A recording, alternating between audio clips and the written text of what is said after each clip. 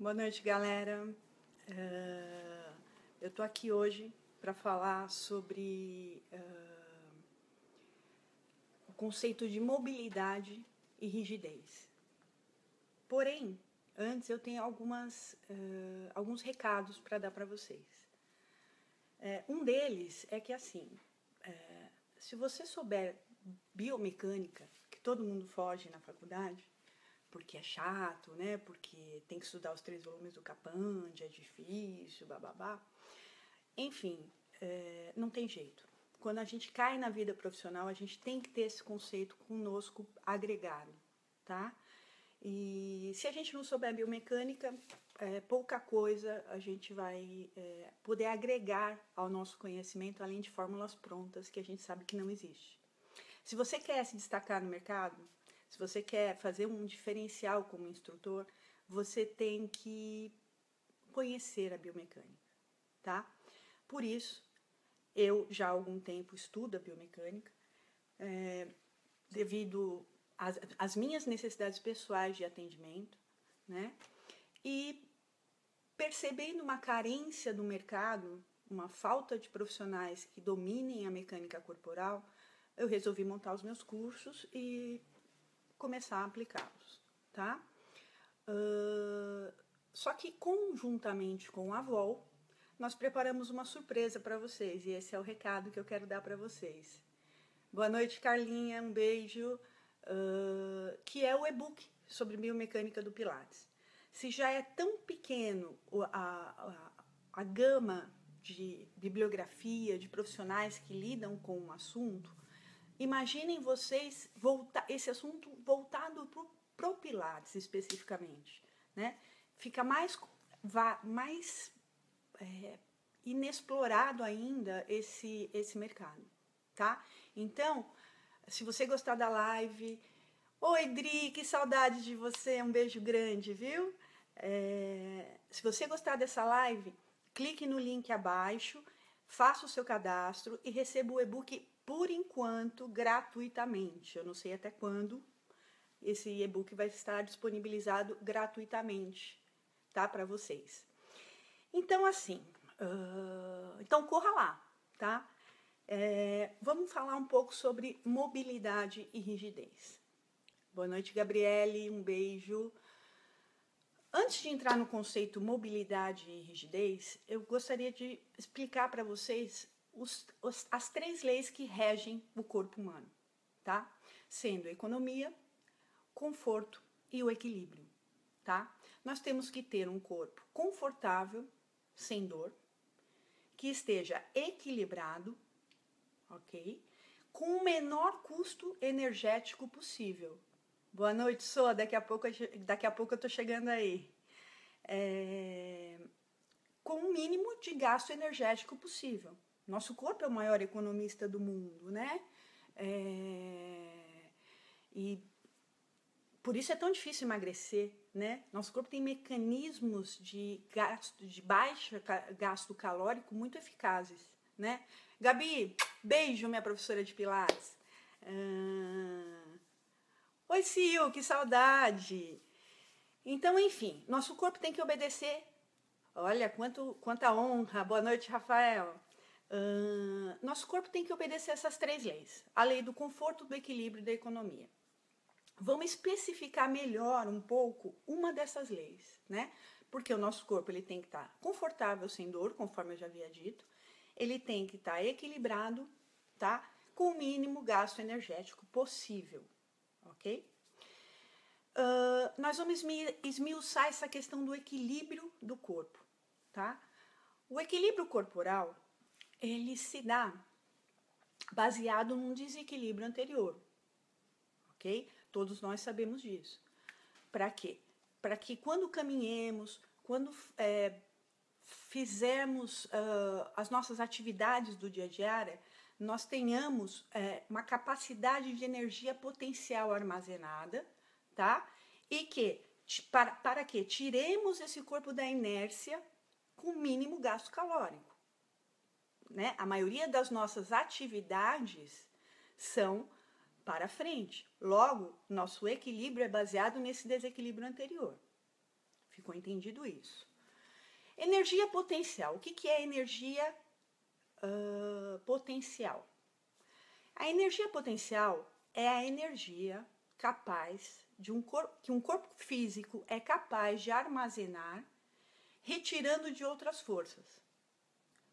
No nosso caso, no corpo humano, a força gravitacional e a força solo. Ok? Então vamos voltar.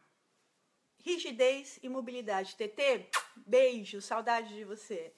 Então vamos voltando ao tema. Mobilidade versus rigidez. Para que um corpo esteja equilibrado, tá? Corpo pela física, a fórmula física pura é a seguinte: equilíbrio é igual mobilidade versus rigidez. Eu vou dar, por exemplo, para vocês, como um corpo físico, uma bola, tá? Por que quando os jogadores de futebol estão jogando e sentem que a bola está mais cheia do que o normal, eles pedem para trocá-la? Porque ela está mais rígida.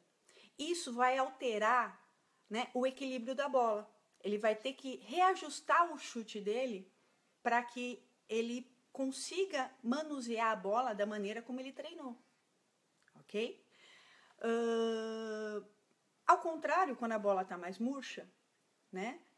Quando a bola está murcha, eles também pedem para trocar a bola. Por quê? Porque ela está sem mobilidade. Ela está sem mobilidade.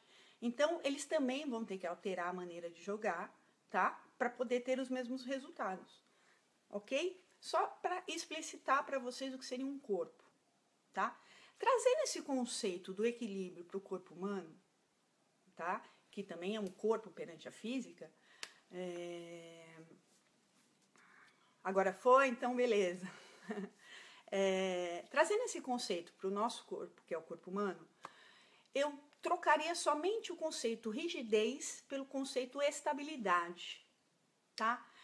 Porque o que acontece? No Pilates, o Powerhouse do Pilates, o Core do treinamento funcional, eles prezam pela força do núcleo, para que façamos uma atividade, um exercício, com o mínimo de segurança possível, ok? Porém, alguns profissionais do movimento têm confundido um pouco esse conceito com rigidez. E um corpo, para estar equilibrado, ele tem que ser, parecem contraditórios, mas não, ele tem que ser rígido, que eu prefiro estável no núcleo, e móvel ao mesmo tempo. Ele tem que lidar com esse dilema, né? Gi, beijo, Thaís, beijo. Lidando com essa questão, o que acontece? Nas nossas aulas de Pilates, para trazermos para dentro do nosso consultório esse conceito físico, tá? Quanto mais equilibrado for um corpo, conforme eu já expliquei, que a energia potencial é a energia que nós aproveitamos, né? Nossos músculos e tendões são capazes de aproveitar da força gravitacional e da força solo para otimizar os nossos movimentos de forma econômica, tá? Essa energia potencial dentro dos nossos ossos e músculos, elas se transformam em energia cinética, tá? Que é a energia de movimento, ok? Então, a primeira coisa que nós temos que observar num corpo que adentra o nosso estúdio de Pilates ou nosso centro de treinamento, a primeira coisa que a gente tem que observar, se ele é um corpo mais estável, mais rígido, ou se ele é um corpo mais flexível, mais móvel, ok? Os corpos mais rígidos, fica muito claro da gente entender que são corpos hipercifóticos, né? Os retificados. E eu diria, pela minha experiência de 24 anos aí no mercado, que os corpos mais retificados é o que a gente mais vai encontrar hoje em dia. Porque todas as vertentes de tratamento fisioterápico, desde Joseph, o próprio Joseph queria uma coluna ereta, ele acreditava que as curvaturas eram deformações, né?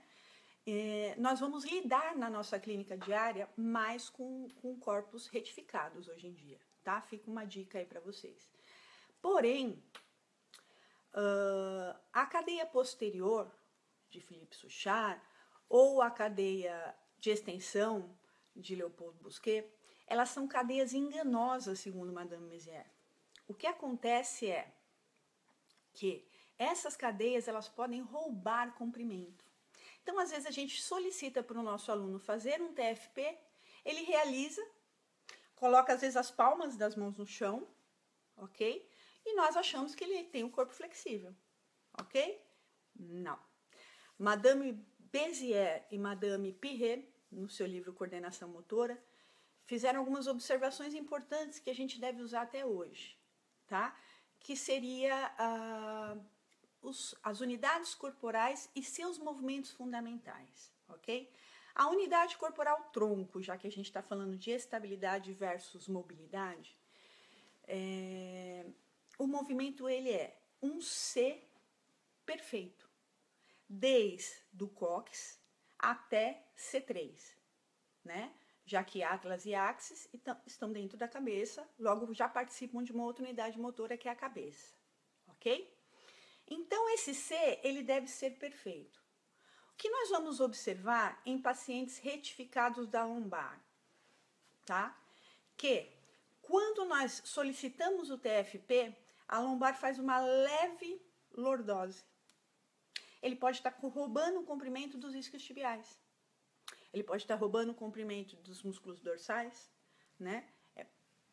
Cadeias são forças que circundam o nosso corpo a todo momento.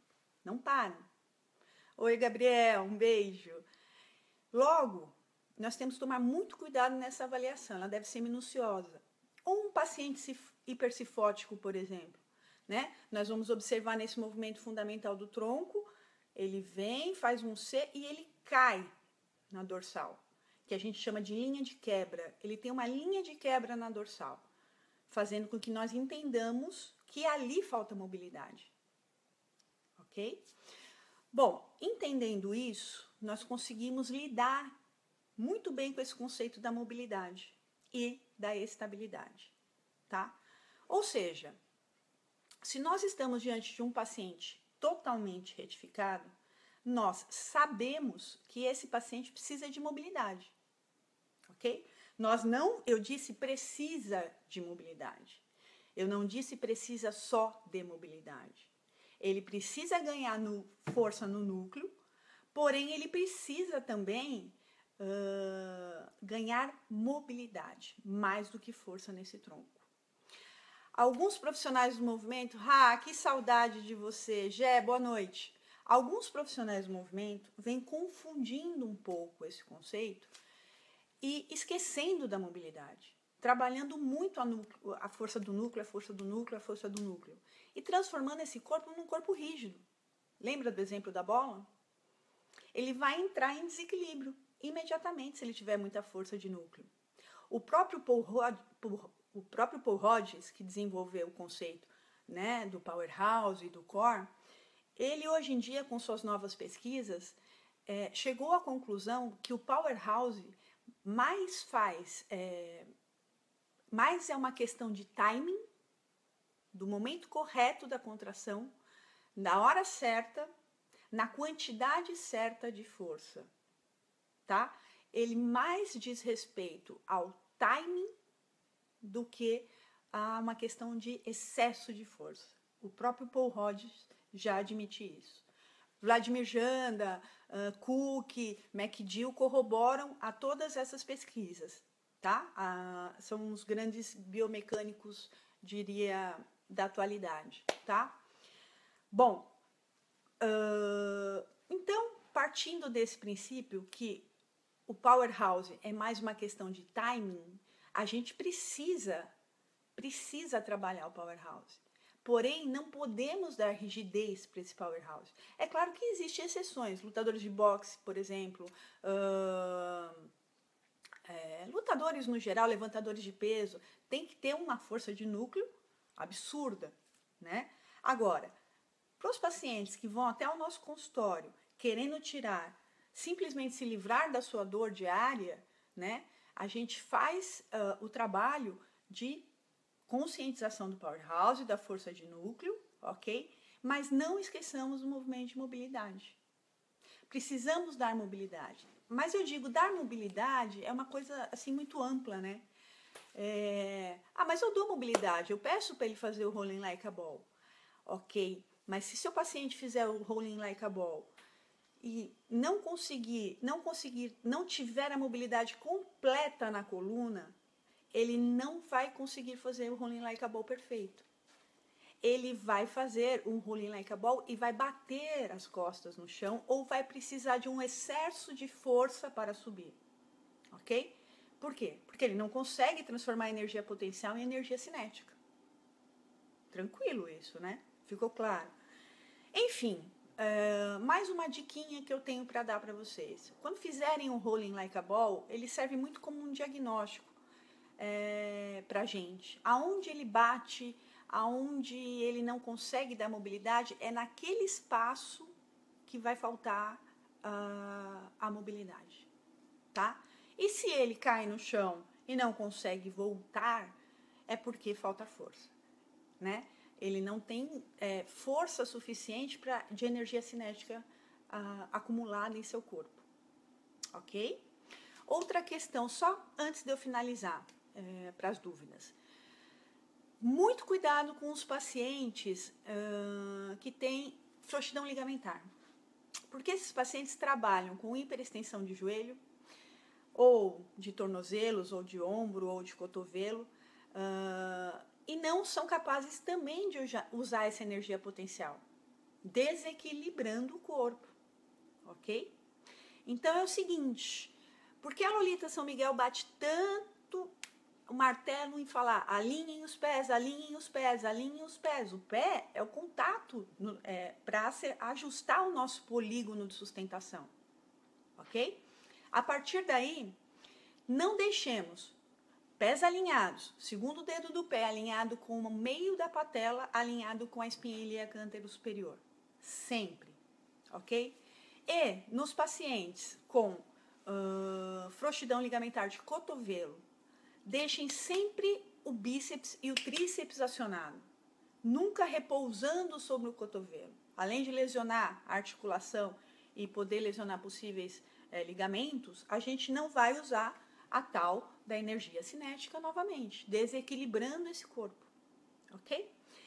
E nos hiperestendidos de joelho, a gente vai solicitar a contração constante durante a prática do método dos isquiotibiais e do quadríceps, evitando, com o mesmo objetivo, de evitar uma sobrecarga no joelho e nos ligamentos posteriores, sobretudo.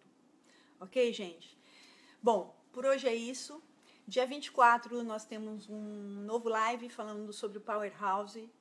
Eu diria para vocês que a mecânica corporal nos últimos 10 anos mudou muito, tá?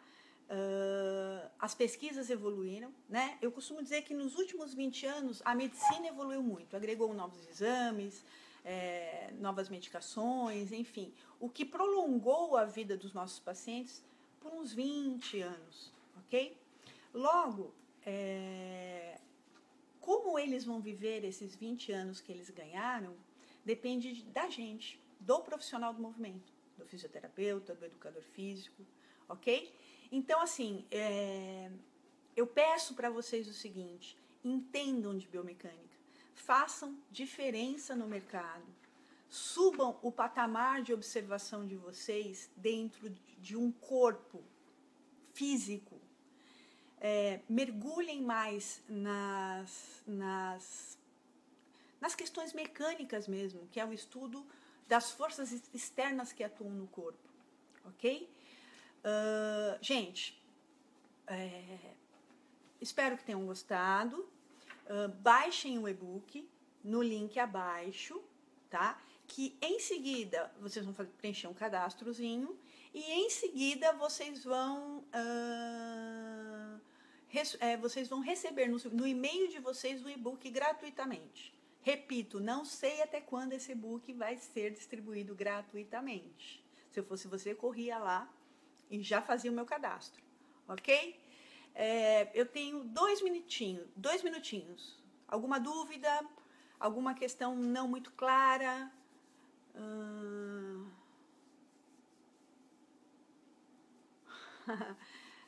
Não, Bruninha, depois a gente conversa.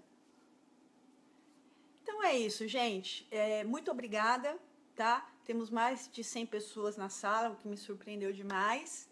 Muito obrigada pela presença, muito obrigada pelo carinho de todos e até dia 24 no nosso próximo live, que pessoal de sábado de Porto Alegre verão tudo isso no curso, muito mais, de forma mais minuciosa. Mas quem não vai estar no curso pode baixar já o seu e-book, ok? Beijo, beijo, Silvia, saudade de todas vocês, de todo mundo, gente. Saudades, saudades, saudades. Beijos e até a próxima. Gratidão.